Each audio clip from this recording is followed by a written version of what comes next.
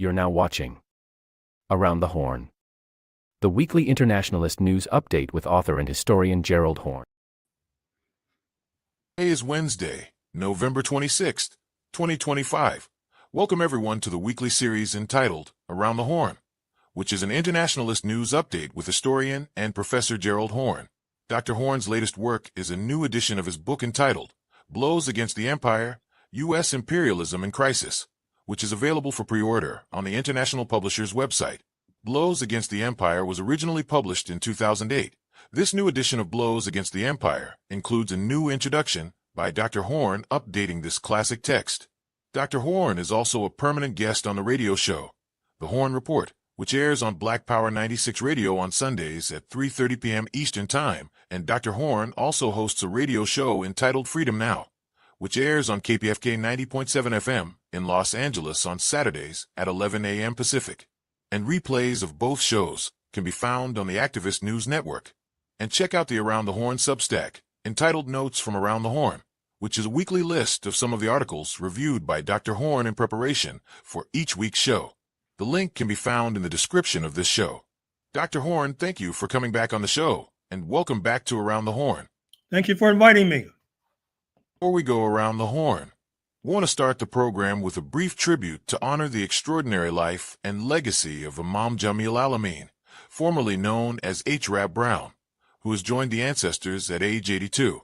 Imam Jamil Al-Amin was a chairman of the Student Nonviolent Coordinating Committee, the Minister of Justice and the Black Panther Party leader, and he was a freedom fighter in every sense of the word. Imam Jamil Al-Amin stood fearlessly at the front lines of what some have called this nation's moral struggle. From the Black Liberation Movement, sometimes referred to as the Civil Rights Movement or the Black Power Movement, to his leadership as a Muslim imam, he devoted his life to awakening hearts, uplifting communities, and challenging the systems that sought to silence and punish the oppressed. Imam Al-Amin is a revolutionary of unshakable principle. He paid an unbearable price for speaking truth in a country that often punishes those who refuse to bow. In fact, Imam Al-Amin was held behind the wall as a captive of the U.S. government for over 23 years as a political prisoner. His decades of wrongful imprisonment remain a painful reminder of the work that is still upon us. His faith never wavered. His spirit never dimmed. His commitment to humanity remained whole. He taught us that resistance is not a moment, it's a lifetime. That revolution is not always televised, but it is felt in the marrow of every person brave enough to live free. He is gone from this plane, but he is not gone from the struggle. To the man who once said, "Violence is as American as cherry pie," we remember you, we honor you, and we vow to keep fighting, organizing, and building in your name. We offer deep gratitude to his loving family and the community that fought tirelessly on his behalf. Imam Jamil Al-Amin presente, and free all political prisoners. Dr. Horne, as we go around the horn, first we want to ask you about the terrifying news from this past Friday, November 21st, that two young men from Texas were arrested and facing federal charges after prosecutors say they conspired to invade an island off the Haitian coast, murder its male residents, and enslave the women and children. A disturbing scheme that prosecutors allege was intended to facilitate mass killings and sexual enslavement on the island of La Gonave. And this all happened on the 222nd anniversary of the Battle of Verdières, when on November 18, 1803, south of Le Cap, in what was then known as Saint-Domingue, Napoleon Bonaparte's elite troops were defeated by battalions of enslaved Africans led by Jean-Jacques Dessalines, who consolidated the independence of what would henceforth be called Haiti or Haiti. On November 21st, People's Dispatch published an article entitled 222 Years of Haiti's Victory at Verdières, wherein Guillermo R. Barreto write, quote, "The Battle of Verdières is a historical milestone that has been rendered invisible by hegemonic historiography." Dr. Horne, as we are approaching the settler colonial holiday of ThanksTaking, what is your reaction to that quote, particularly in light of the two Texians who were just arrested and charged with conspiring to invade an island off the Haitian coast, murder its male residents, and enslave the women and children? Well, first of all, this so-called holiday marked tomorrow should remind us of all the mythology upon which the United States is based. mythology that I'm afraid to say has been swallowed wholly and in whole part by some of our friends on the left, ignoring the fact that this is a nation based on stolen land built by stolen people.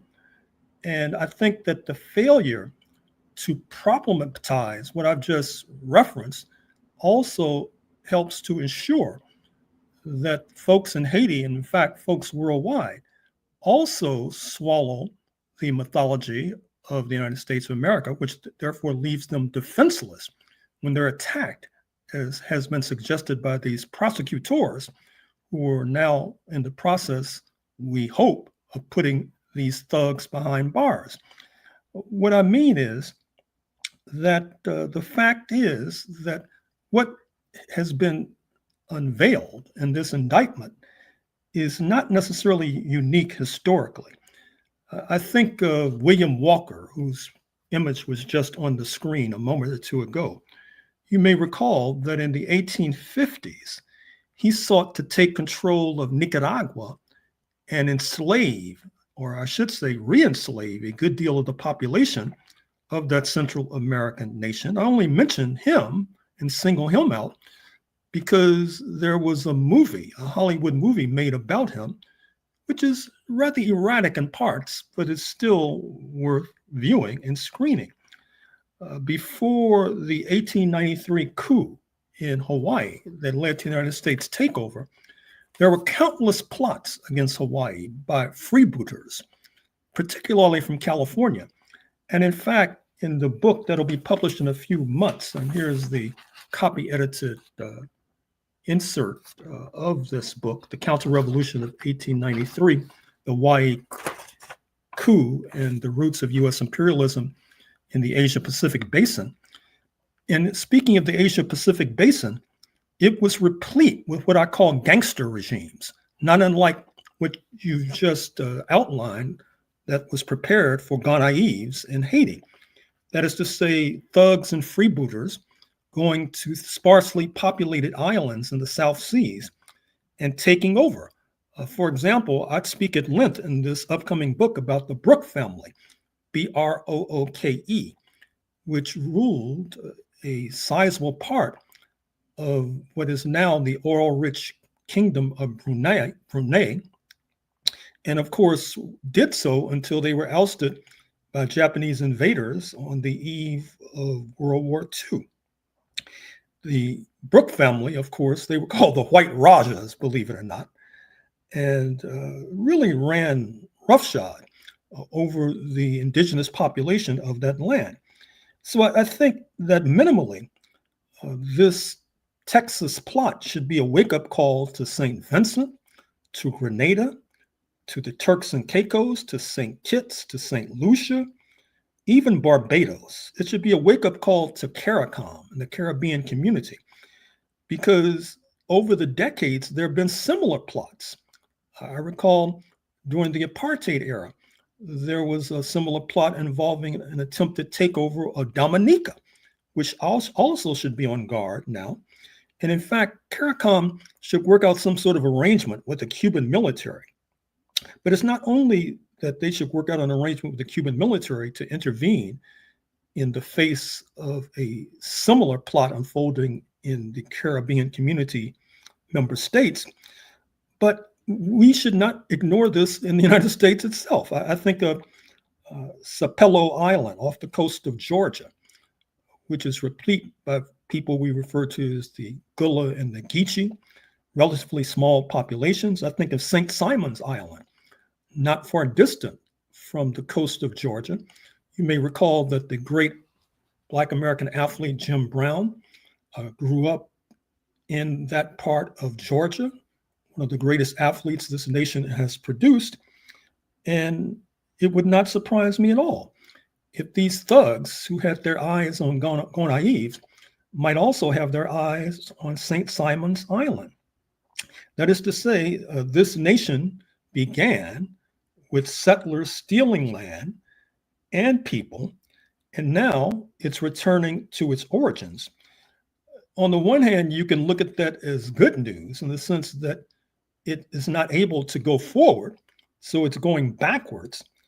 The bad news, of course, is that in the short term, that can spell doom and gloom for many sparsely populated island populations, particularly those that have predominantly African populations. But it's not just in this hemisphere. This enslaving virus is now afoot and afloat. We see it in Africa, for example, with these reactionaries who dub themselves Muslims, who are seeking to squash transformation in Mali, Burkina Faso, and Niger, who also have specialized historically in enslavement, for example. I would also urge our friends in those aforementioned three nations to see if they can work out some sort of arrangement either with the Cuban military or the Zimbabwean military, because this sort of deranged plotting is not going away anytime soon. Dr. Horne, as we go around the horn, we want to ask you about the news from this past Friday, November 21st, that Georgia Congressmember Marjorie Taylor Greene announced that she is resigning from Congress, saying she refused to be a battered wife, following her public fallout with President Trump, in which he unendorsed her and called her a traitor. The decision comes 1 week after Trump pulled his support from the Georgia Republican Azar Fishers, with the president reached a boiling point over the Epstein files. It was also reported that as a result of her split with Trump over the Epstein files and Israel, that Representative Taylor Greene was receiving repeated death threats, bomb threats, as well as hoax pizza deliveries. Some analysts have pointed out that the timing of Marjorie Taylor Greene's announcement may be more auspicious than the lawmaker is leading on. By resigning in January, Greene will be eligible for a taxpayer-funded pension worth up to $250,000 after serving in office for 5 years, while also avoiding a potentially humiliating defeat against a Trump-endorsed challenger following her public estrangement from the president. In addition, it was reported yesterday, Tuesday, November 25th, that Marjorie Taylor Greene is predicting other Republican lawmakers could soon resign from Congress. The Congress members' surprising resignation will leave Republicans with a slim majority. They currently hold 219 seats, compared to Democrats' 213. Dr. Horne, how should we be assessing Marjorie Taylor Greene's resignation? Is it a sign of Trump supremacy on the right, or is it a sign of limits of Trump's supremacy and growing fissures on the right? I think it's the latter, but before I address it at more length, let me comment on one of the points made in the chat. The movie about William Walker is called Walker, although I do recommend Burn, which one of our audience members pointed out, starring Marlon Brando, which is about a slave uprising in the Caribbean as opposed to Central America. Now, with regard to Marjorie Taylor Greene, the good news is that there are growing splits and fissures on the right. And to the extent that they're fighting each other, they'll have less energy, perhaps even less incentive to fight the rest of us. I think not only of these stories about other congresspersons poised to resign, I think about the news story suggesting that FBI Director Kash Patel has one foot on a banana peel and is also on the way out sooner rather than later. That would be a fantastic victory if that proves to be accurate. I think of all these news stories coming out about this Ukraine negotiating process that posits that there is a split between Vice President J.D. Vance and Secretary of State Marco Rubio, with Marco Rubio representing the neocon faction. Of course, both men see themselves as the heir apparent to Mr. Trump running in his place, we think, in 2028. I think as well about the fact that in the Democratic Party, there are growing splits. For example, in the New York Times this morning, they talk about the Fight Club members of the U.S. Senate, including Chris Van Hollen of Maryland and Elizabeth Warren of Massachusetts, versus the Chuck Schumer forces, Senator Chucklehead himself, who are part of the status quo stand pat faction of the Democratic Party. I think also of what's going on overseas with the Nazi curious AfD party in Germany, according to the Financial Times today, also engaged in various sorts of splits, with some in that party more hostile to the United States than they are to Russia.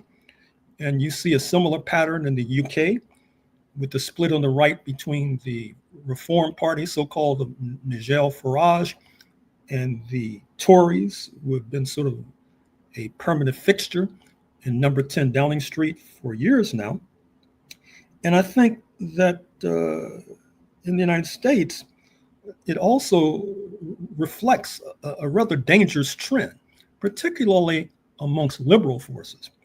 Just recently, former Secretary of Treasury under Biden, Pete Buttigieg, blamed Democratic losses on what he called identity politics. Now, this is very curious coming from him because, of course, I'm sure he doesn't consider marriage equality, the constitutional right to marry the person that he wants to spend his life with. He doesn't see that as identity politics. He doesn't see the LGBTQ question as identity politics. And of course, to a certain extent, he's mimicking Senator Sanders, who we mentioned more than once, has engaged in a similar sort of distorting evaluation of 2024 election by blaming the setbacks of the Democrats on what he calls identity politics, which of course does not necessarily include Israel, a state based on exclusivist ethno-religious identity. And you see the same thing with regard to Rahm Emanuel, the former US ambassador to Japan, former congressman from Chicago, former mayor of Chicago, former chief of staff under Barack Obama. In the Wall Street Journal, he also denounced what he called identity-based grievances. Of course, he doesn't include Israel in that list. And what these folks need to realize is that increasingly on the right, there's a split in the MAGA base because they see this support for Israel as no more than identity politics. And so they either should define the term more precisely and more accurately or stop using the term. Otherwise, it seems to me they'll only be feeding the flames of the right wing. Likewise, there is a similar trend to denounce what's called wokeness, which is also suffering from imprecision. Jim Carville, who was notorious for being an advisor to former President Bill Clinton, had a piece in the New York Times the other day where he says that the opposition forces should dispense with what he calls wokeness, although it's unclear what he means. But given the fact that he's from Louisiana, where just a few decades ago, a leader of the Nazi Party and the Klan, Ku Klux Klan, received 55% of the settler descendant vote, he should be the last person to be denouncing wokeness. He should be demanding that wokeness be escalated, for example. And it's not just James Carville. In the hoity-toity New York Review of Books, Susan Naimark, who made her bones, made her reputation by writing very movingly about anti-Semitism, she wrote a whole book saying that woke is not left. So in other words, she's trying to carve out an exception for being sensitive and being woke with regard to anti-Jewish fervor, but the rest of us can pound sand. And if I haven't seen a losing strategy so clearly until I began to read her article. She similarly seems to be very upset with land acknowledgements, which are quite common in Australia, to a certain extent in Canada too. That is to say, where settlers and others say, we are now residing on the unceded land of this particular ethnic group, something we should begin to incorporate, perhaps even at Thanksgiving dinners across the land tomorrow. I'm not so sure why she's so upset by land acknowledgements. It's quite curious, unless it's an exaggerated form of settler solidarity and settler consciousness, where you cannot give any positive credit or vibes to the indigenous population. In any case, all of these folks who are denouncing identity politics, denouncing wokeness, I think in some sense what they're trying to do is engage in dog whistle politics, perhaps even megaphone politics. They're trying to signal to the Trump base and to settler descendants that you can be hostile to anti-Semitism, for example, but you can still be hostile to the Black liberation movement, for example. Once again, I think that that's an utterly losing strategy, since the Black liberation movement and its constituency are the forces most prone to vote against the right. But there you have it. Dr. Horne, as we go around the horn, we want to ask you about President Trump's the so-called 28-point draft peace plan for Ukraine. European leaders had a restless weekend reacting to President Trump's draft peace plan for Ukraine.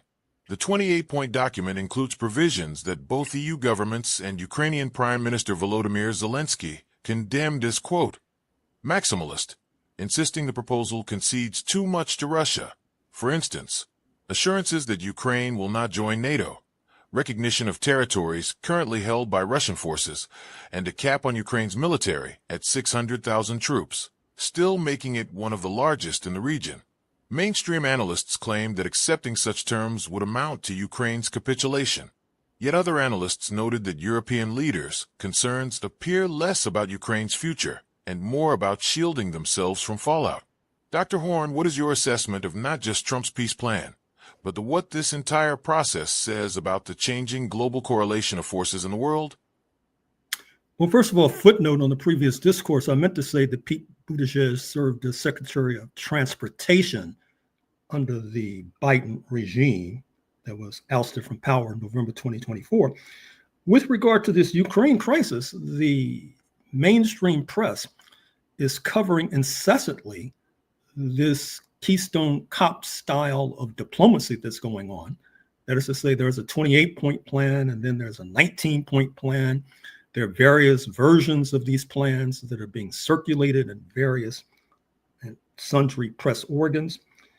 But this covering of diplomacy elides the reality that what's driving the diplomacy is the fact that the Ukrainian military is being annihilated on the battlefield. And Dan Driscoll, the Secretary of the Army, a close comrade of J.D. Vance, has allegedly been making that point and suggesting that the Ukrainians might want to cut a deal before they lose their country altogether. And also it points out that those who preceded Mr. Biden in the White House had a point when they were hesitant to go all in, as Mr. Biden did, on this proxy war against Russia, because, as they noted correctly, Russia has escalatory dominance. Just look at your map. Their territory is much larger than that of Ukraine. Their population is much larger than that of Ukraine, 150 million perhaps, versus Ukraine's at most 40 to 50 million, particularly given the desertions and those fleeing into exile. But I think that part of the problem is, and this is what endears the Democrats to a wing of the US ruling class, is that because a significant percentage of the base of the Democratic Party are missing in action with regard to foreign policy, it gives the Democrats more latitude to conduct these sorts of imperialist ventures. The problem is that these ventures oftentimes end in tears, as the one in Ukraine is about to do. And as a matter of fact, this Ukrainian fiasco might wind up like the Afghan fiasco, which you may recall in August 2021 was a wounding blow to the Biden regime when there was this helter-skelter, chaotic fleeing from Kabul by the US military and by all those who were allied with the US military. With regard to the global correlation of forces, the Western Europeans are really panicking. There's been loose talk there about sending forces into Ukraine to bulwark the Kiev regime, which is the looniest idea since Looney Tunes. There's talk about conscription in France. There's talk even about something similar happening in other Western European nations. But I think that what this Ukrainian debacle exposes is that what some in Western Europe have been fighting for a few centuries, that is to say, fighting a recognition of geography and reality, that Russia is destined to be a leading power in Europe because it has not only the most sizable territory, it has the most sizable population, particularly compared to number two nation, Germany, with a population of only about 82 million, not to mention a storehouse of natural resources from gold to diamonds to oil and natural gas. And what Western Europe should seek to do is accommodate themselves to reality, as opposed to coming up with all of these cockeyed schemes of seeking to pull Zelensky's bacon out of the fire, which will only extend and expand the agony that Ukraine is now experiencing. Dr. Horne, as we go around the horn, we also want to ask you about U.S. proxy aggression against China and Asia. Firstly, it was reported on November 20th that U.S. Ambassador to Japan George Glass stated that the U.S. has Japan's back in any dispute it has with China, and Beijing's recent remarks slamming Japan's new Prime Minister Sanai Takaichi have been, quote, outrageous. And on November 21st, it was reported that the U.S. and the Philippines announced the creation of a joint task force aimed at further deterring what U.S. Defense Secretary Pete Hegseth curiously referred to as, quote, Beijing's coercion in the South China Sea. Dr. Horne, what is your reaction and analysis of this news out of Asia? Well, it's utterly dangerous. It reflects the hawkish policies of the new Prime Minister Takaichi. Quite startlingly, to suggest how important Beijing sees this, is that President Xi Jinping actually initiated a phone call to Mr. Trump in the last 24 hours. Usually it's Mr. Trump who's initiating phone calls to Beijing. And I think it reflects the fact that Prime Minister Takaichi actually threatened that Japan would intervene militarily if China sought to reclaim territory, speaking of Taiwan, that it sees as rightfully its own. The problem, amongst others, with regard to Taiwan, is that Japan actually ruled that island from the 1890s until the collapse of the Japanese war effort in 1945. And as a result, culturally, a number of the leaders of Taiwan, at least historically, have spoken Japanese and have seen themselves as much as Japanese as they saw themselves as Chinese. Mr. Trump thinks he has a winning hand. He thinks he has the cards because he feels that he can manipulate Japan into being a cudgel against China, which would simultaneously weaken the number two economy, speaking of China, and perhaps weaken another rival, speaking of Japan, in one fell swoop. Obviously, this should be climbing high on the list of priorities of the U.S. peace movement, because any conflict between Japan and China ultimately not only would draw in the Philippines, but probably would draw in the United States itself and would be the disaster of all disasters. Dr. Horne, as we go around the horn, we also want to ask you about West Asia and Palestine in particular. On November 20th, it was reported that Israeli airstrikes killed 5 people and wounded 18 others in Khan Yunis in the southern Gaza Strip. Not a day has gone by since the increasingly fragile 6-week-old ceasefire went into effect that Israel has not violated the terms by killing multiple Palestinians in Gaza. In addition, on November 21st, the Israeli Security Ministry announced 1,000th aircraft carrying Western military supplies landed in the country since the beginning of the genocide against Palestinians in Gaza, underscoring the scale of foreign support that continues to sustain Israeli occupation forces. According to the Israeli ministry, more than 120,000 tons of military cargo have been delivered to its forces since October 8, 2023, through airlift operations that officials described as, quote, unprecedented in the occupation's history. Dr. Horne, again, as we approach this settler colonial holiday, what is your reaction to this news in West Asia, particularly as it relates to the so-called ceasefire in Gaza?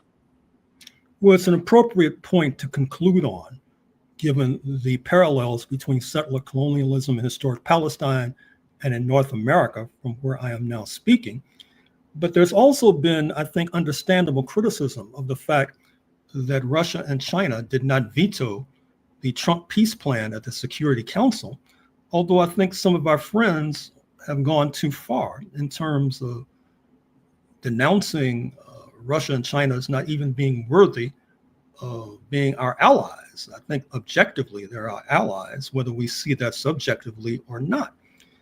And in any case, as we used to say during the anti-apartheid struggle, let's wait to see what the strugglers themselves are saying. I doubt if they'll be willing to put distance between themselves and Russia and China, even though that vote was clearly against their interest, because they recognize that Russia and China voted that way, not least because the Palestinian Authority and Arab and Muslim states were against the veto. They wanted to see this plan pass. And then there are unique problems such as Russia's relationship with Turkey, which is very tenuous given Turkey's membership in NATO and acting as a backdoor for illicit trade between Ankara and Moscow. So let's hold our fire, at least until we hear from the Popular Front for the Liberation of Palestine, Hamas, Islamic Jihad, and all the other strugglers. But I'm afraid we've reached the end of the road. Black people fit into the political spectrum right now, or should they at all?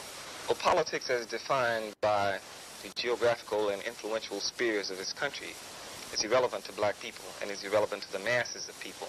The vote has been used as a tool of oppression against black people. I mean, Camus raises a very good point when he says, what better way to enslave a man than give him the vote and call him free? See, it does not profit black people or poor people anything to have the vote and not be able to select the candidates who they want to choose. Now, how can you choose between Lyndon Johnson, Nixon, Agnew, Wallace, and Humphrey? There is no choice. Evil is evil. There's nothing in between that. There was some lesser candidates. Dick Gregory was running for office. Eldridge Cleaver.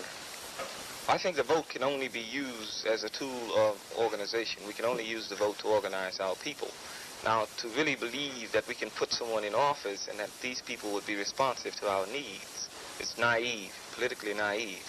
Because even if one of the black candidates who ran for office was to take the office of president, then black people must be prepared to fight against that person. Why? Because, you see, the system mandates the action of the individual.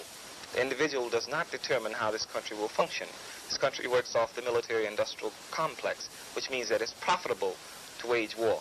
And unless you devise another plan, another scheme to sustain, to boost this economy, then it's going to be necessary to wage war, whether, a black individual is in office or a white individual is in office. Well, so we're talking about a complete a change in system. We state these facts only to let you know that those of us who are revolutionary, Pan-Africanists, is not because we love revolution. It is historically determined, and we have no alternative but to follow history and to use history for the benefit of our people.